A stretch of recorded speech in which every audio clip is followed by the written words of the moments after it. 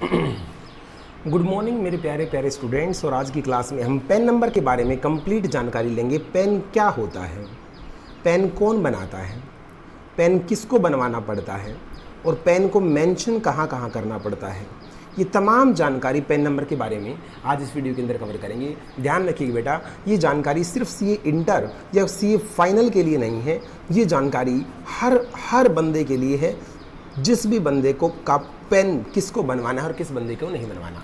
तो ये टोटल इस वीडियो के अंदर प्रैक्टिकल ओरिएंटेड जानकारी आपको मिलेगी और पेन से संबंधित ए टू जेड, पेन से संबंधित ए टू जेड नॉलेज आपको इस वीडियो के अंदर होने वाली है। तो प्लीज़ वीडियो को पूरा देखना और कम से कम 2 बार वीडियो को देखना, ताकि पेन नंबर से संबंधित सारी दिक्कतें आपकी क्या हो जाए, खत्म हो जाए। चलिएगा करते हैं बेटा वीडियो को स्टार्ट। सर सेक्शन कौन सा है इनकम टैक्स में पेन का? सेक्शन है बेटा 139A। याद करना है, बिल्कुल याद करना है, ये पेन का सेक्शन है। सर पेन का सबसे पहले आप हमें स्ट्रक्चर बताओ। क्या बताओ? स्ट्रक्चर बताओ। Structure of PAN. पेन कितने डिजिट का होता है? बेटा पेन आपका 10 डिजिट का होता है। सर क्या आपका पेन नंबर बना हुआ है? बिल्कुल बेटा मेरा पेन नंबर बना हुआ है और मेरा पेन नंबर है ANX PV 0765F। 1 2 3 4 5 6 7 8 9 10 कितने डिजिट होगी बेटा? 10 डिजिट। तो ये बात क्लियर हो जानी चाहिए, पेन किसी का भी हो वो 10 डिजिट का होता है। ये अल्फ़ाबेटिक वे में एक टिपिकल पेन बनाया जाता है, एक कॉम्प्लेक्स पेन बनाया जाता है। जी सर बनाया जाता है। सर क्या इसका स्ट्रक्चर बता सकते हैं, ये चीज़ें किस चीज़ को रिप्रेजेंट करती हैं? जी बिल्कुल, फर्स्ट 3 डिजिट अलग कर लो बेटा, उसके बाद 4th डिजिट का मतलब अलग होता है, 5th डिजिट का मतलब अलग होता है, 5th के बाद जो नेक्स्ट 4 डिजिट है, मतलब कह सकता हूँ 6 7 8 और 9 डिजिट का मतलब कुछ और है, और लास्ट डिजिट का मतलब कुछ और होता है। ये पेन नंबर ऐवे ही नहीं कि कुछ भी बना रखा है, इस चीज़ का एक प्रॉपर स्ट्रक्चर होता है, वो स्ट्रक्चर समझिए। पहले 3 डिजिट A टू Z के बीच में कोई भी 3 अल्फ़ाबेटिक डिजिट हो सकते हैं। क्या हो सकती हैं? कोई भी अल्फ़ाबेटिक डिजिट हो सकती हैं। जैसे मेरा क्या है बेटा ANX।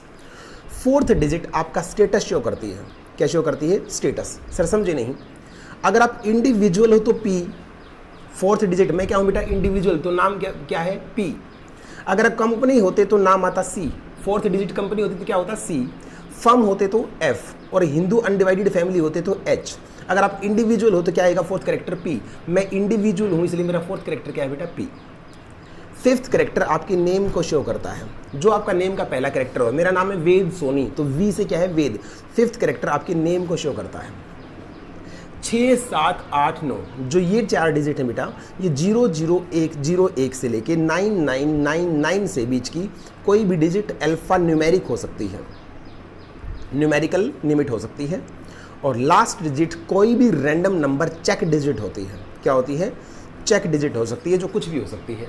हम बहुत डीप में जा रहे हैं बेटा पेन के। नॉर्मली पेन का स्ट्रक्चर से हमें कोई लेना देना नहीं होता, लेकिन नॉलेज तो नॉलेज होती है। पेन का कंप्लीट स्ट्रक्चर क्या होता है, क्या आपको समझ में आ गया?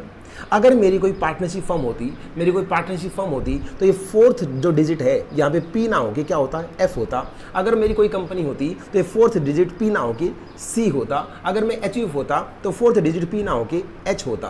क्या आपको ये बात समझ में आ गई? जी बिल्कुल आ गई। फटाफट एक बार बेटा जितनी पेन के बारे में बातें हमने अब तक करी हैं उसको रिवाइज करा दो। सेक्शन कौन सा बच्चे? 139A। पेन नंबर का, पेन नंबर जारी कौन करता है? कौन आपको बना के देता है? इनकम टैक्स डिपार्टमेंट आपको बना के देता है। सर ये क्या होता है? एक लेमिनेटेड कार्ड होता है।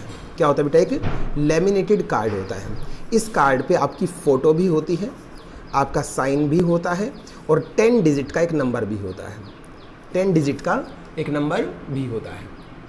लेमिनेटेड कार्ड होता है, आपने देख भी रखा होगा बेटा। 10 डिजिट का स्ट्रक्चर बताओ। पहली 3 डिजिट कोई भी AAA से लेके ZZZ तक के बीच में हो सकती हैं। 4th डिजिट आपका स्टेटस शो करती है। 5th डिजिट आपका नेम शो करती है। उसके बाद की 4 डिजिट न्यूमेरिकल डिजिट होती हैं, और लास्ट डिजिट आपकी चेक डिजिट होती है। क्या आपको पेन का स्ट्रक्चर समझ में आ गया सभी बच्चों को? जी बिल्कुल।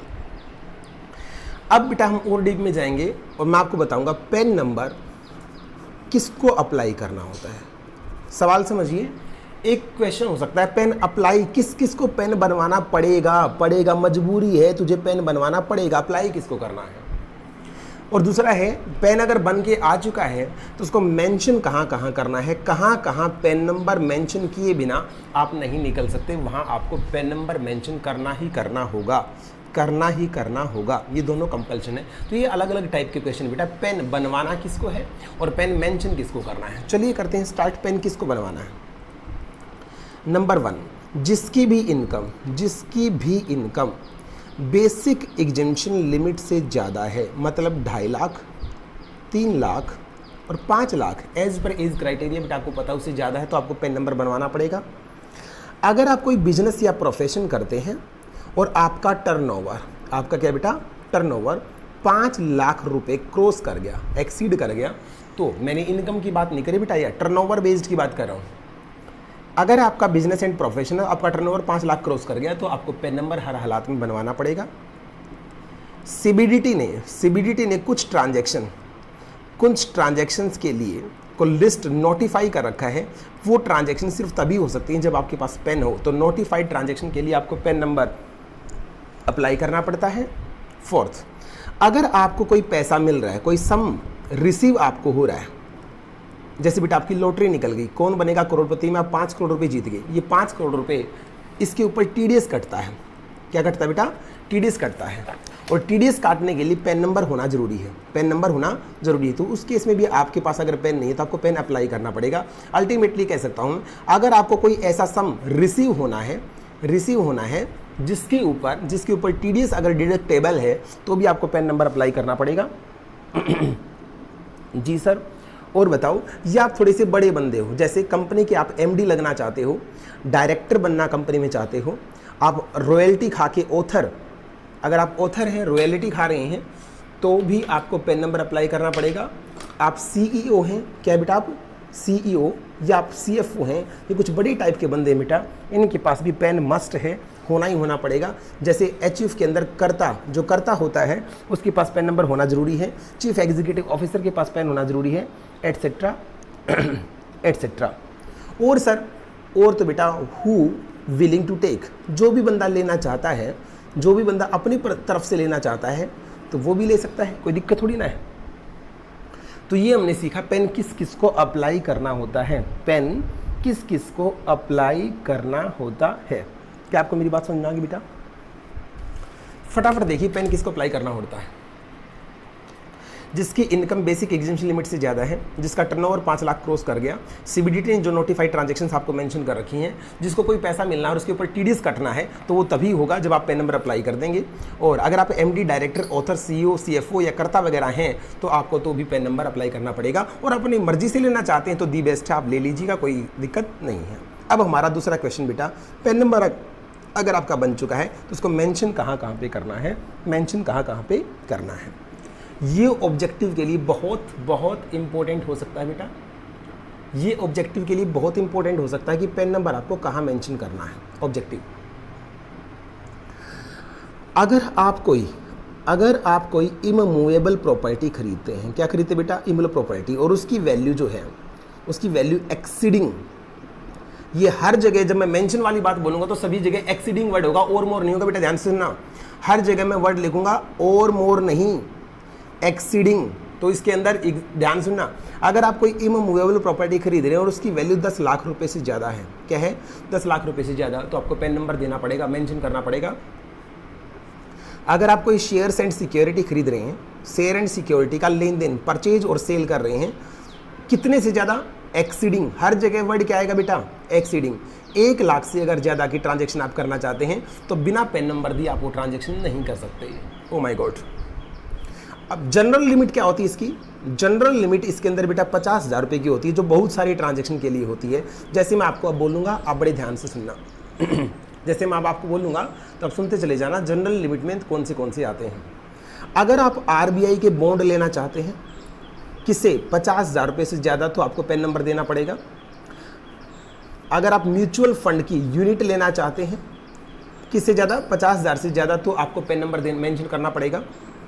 अगर आप फॉरेन ट्रैवल करना चाहते हैं, 50,000 रुपये से ज़्यादा की फॉरेन करेंसी में खर्चा अगर आपका आ रहा है तो आपको पेन नंबर मेंशन करना पड़ेगा। आप किसी होटल के अंदर खाना खा रहे हैं, होटल या रेस्टोरेंट में खाना खा रहे हो, आपने 50,000 से ज़्यादा का खाना खाना चाहते हैं तो आपको पेन नंबर मेंशन करना पड़ेगा।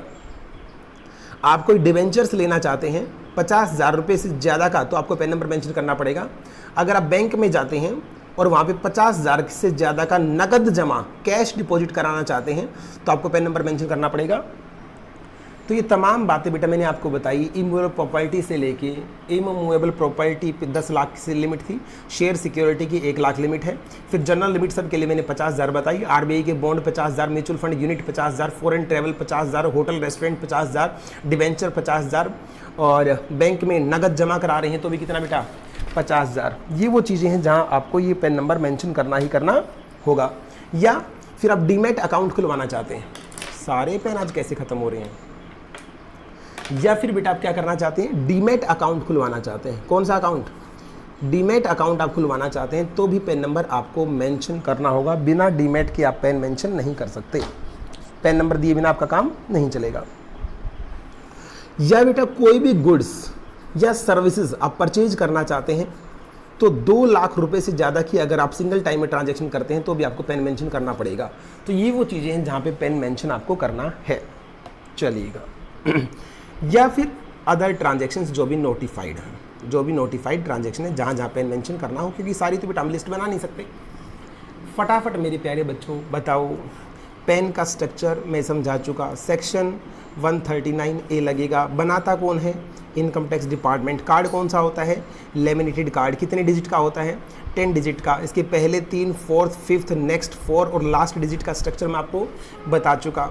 पेन नंबर अप्लाई किसको करना है और फिर मेंशन किसको करना है, ये फटाफट बेटा मेरे साथ एक बार रिवाइज करवा दो प्लीज़। अप्लाई जिसकी इनकम बेसिक एग्जीबिशन लिमिट से ज़्यादा है, जिसका टर्नओवर 5 लाख रुपए से ज़्यादा है, सीबीडीटी की जो ट्रांजैक्शंस नोटिफाइड हैं, और क्या लिखा था मैंने, जो थोड़े से बड़े आदमी हैं, एमडी हैं, डायरेक्टर हैं, सीईओ हैं, एफओ हैं, ऑथर है, करता है, उन लोगों के लिए बनाना पड़ेगा। और वो बंदा जो विलिंग टू टेक है, जो अपनी मर्जी से लेना चाहता है, इन लोगों को पेन अप्लाई करना पड़ेगा। चलिएगा सर और बताओ मेंशन कहाँ कहाँ करना पड़ेगा। 10 लाख की लिमिट बेटा किसके लिए थी, फटाफट बोलो बिना देखे। Immovable property. 1 लाख की शेयर एंड सिक्योरिटी। 50,000 की तो फिर बॉन्ड के लिए, डिवेंचर के लिए, यूनिट्स के लिए, म्यूचुअल फंड के लिए, आरबीआई के बॉन्ड्स के लिए। 50,000 का खाना खाना है, फॉरेन ट्रैवल करना है, या फिर इस टाइप की बहुत सारी लिमिट 50,000 के अंदर आती थी। एक लिमिट थी 2 लाख की गुड्स एंड सर्विस की। कितनी लिमिट थी बेटा, 2 लाख रुपये की लिमिट थी। ये थी बेटा पेन नंबर के बारे में कंप्लीट जानकारी, पेन का स्ट्रक्चर, अप्लाई करने का तरीका। अप्लाई जिस फॉर्म पे किया जाता है वो बेटा फॉर्म नंबर होता है 49A। ये भी आप याद कर लो। अगर आपको पेन नंबर बनवाना है तो आपको 49A फॉर्म भर के अप्लाई करना पड़ता है। और अगर आपको लगे हाथ बता दूं 10 नंबर बनवाना है, टैक्स डिडक्शन अकाउंट नंबर बनवाना है, तो आपको फॉर्म भरना पड़ता है 49B। कौन सा भरना पड़ता है बेटा, 49B। उम्मीद करता हूँ सभी को ये वीडियो बहुत अच्छे तरीके से समझ में आ गई होगी। प्लीज़ घर पे पढ़ते रहिएगा, रिवाइज़ करते रहिएगा। जब तक आप रिवाइज़ नहीं करेंगे चीज़ें दिमाग से उड़ जाती हैं।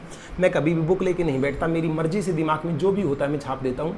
अगर एक आध पॉइंट यहाँ वहाँ ऊपर नीचे हो जाए या मिस्टेक हो जाए तो बेटा उसके लिए माफ़ी। चलिए मिलते हैं नेक्स्ट वीडियो के अंदर।